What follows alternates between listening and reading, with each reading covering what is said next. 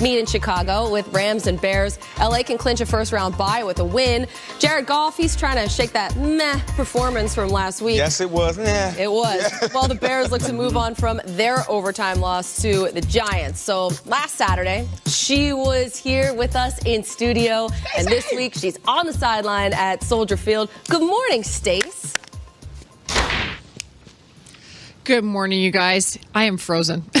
Just to get ready for this weekend. Listen, can we just acknowledge the fact, Colleen, that we're going to see Khalil Mack and Aaron Donald in a football game in prime time on Sunday night, quarterbacks aside. But we have to get to the quarterback for the Chicago Bears, Mitch Trubisky, because he's missed 2 straight games with a shoulder injury. I don't know, guys, if I've ever seen a quarterback or a player in this league more excited to return after injury than Mitch Trubisky this week. I think the biggest thing I gleaned from listening to him and talking to him at the Bears facility at Hallis Hall this week is that while he will not play with limitations, he's the second leading rusher, keep in mind, for the Chicago Bears behind Jordan Howard as running back. He is not going to make, he said, unorthodox runs. He has to be smarter. This perhaps was the biggest lesson for him in terms of how you go down when you run the football.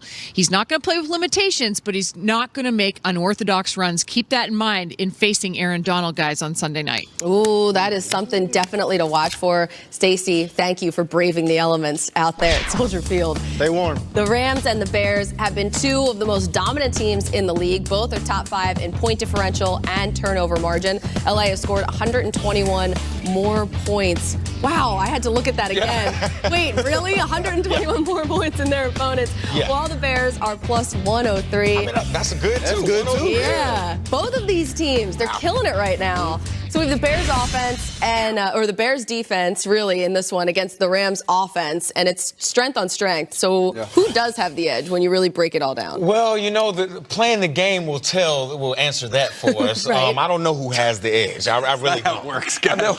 Chicago got the edge. I'm just saying, man. But I will say this. When you look at how the Rams played last week, it seems like they're their own worst enemy. Mm-hmm. It seemed like after the bye, there was bad body language. It seemed like there was a little bit off. Jared Goff himself was a little bit off, was a little bit inaccurate. His feet wasn't right. He made weird mistakes that he doesn't really make. That we don't see him make. What was he last week? 17 for 33 for only 207 yards, 1 TD, 1 interception. But he shows some inaccuracies. And I think this particular week is going to be on Sean McVay to get him comfortable. You have Khalil Mack. You have Akeem Hicks in this defensive line that's going to be getting after him. You don't want Jared Goff back behind that offensive line scared, right? So what? Screens, outside bootlegs, all of those types of things to get that defensive line guessing about where the ball is going to come out. Ooh, look, I think that the Rams came out really flat in that game. Like, it was just so uncharacteristic of the way that they usually tell you one play. thing, Colleen, when you're being the hunted all through the season, it gets tiring. Yeah. You know, I mean, it really does. And you look at 13 weeks through this season, they've been every team that they've played, that's been their Super Bowl. But especially for the Los Angeles Rams, because they haven't been getting a ton of production on their defense, right? And so the offense is probably feeling a little bit of pressure of having to go out and outscore their opponent every time. And that's why I think the Chicago Bears have the edge in this game. For one, because the last time the Rams played a complete football team on the road against the Saints, they lost, right? The last time they played in a cold weather game against the Broncos, they held them to their season low.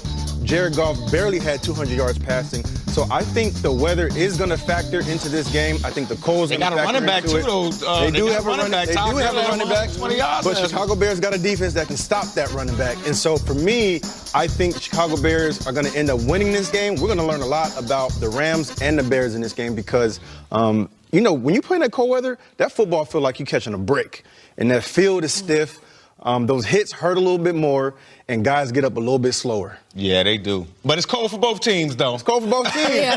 But Chicago lives in that cold. There you go. The warm weather team, they got to travel to that cold. Yeah. And I go back to Mike Robb's point about making Jared Goff comfortable. One of the things that Sean McVay has done since he took over the Rams is create big windows for him to throw into, keep the ball out of harm's way. So I'm looking at Kyle Fuller, cornerback for the Bears, tied for second in interceptions in the league, does an amazing job of getting his hands on the football. I don't know how he is able. He sees the quarterback, too, all the time. Well, and they also give those guys the freedom. Do you want to get up in a guy's face? Do you want to play off? That's within their system because Prince Amukamara on the other side, you'll see a lot of press coverage from him. You'll see a lot of off from Kyle Fuller, but you'll see both of those guys at times take a different approach, whatever they want to do. Fuller likes to play off the ball, likes to see everything in front of him. So now how do you, as Sean McVay, make sure that you don't get Jared Goff in a situation where he's got to throw it with Fuller facing the football and the ability to come downhill on a number of plays? I'm going to be looking for that, how he creates those big windows there. Well, the run game will stop some of that. That's how you do it, And all of those types of things. So I'm looking for Todd. He's got to rely on it. He's got to use it, because when they played the Chiefs, he didn't use them. He basically disappeared. He didn't use Todd Gurley. They have to rely on Todd Gurley. Sometimes I feel like Jared Goff holds on to the ball a little bit too long when he's in the pocket. And when you have Khalil Mack on the other side, that could be a problem in this game. This is a great matchup. I mean, for all the reasons we're talking about, Colleen, you nailed it with Khalil Mack here. Yeah. Luckily, though, the Rams have Andrew Whitworth, who is such a great blocker. So that's a really good matchup to watch. But Khalil Mack, I mean, it's hard. It's hard to block him. Well, and the other thing that Sean McVay noted in that clip that a lot of people have taken notice of on Twitter, where he goes down the entire Bears. He's supposed to know the guys he's playing. Like, was he not going to know the personnel? Like, he's supposed to know. I covered the Giants. Tom Coughlin would do that every single week. Not name them by name, but go position group by position group.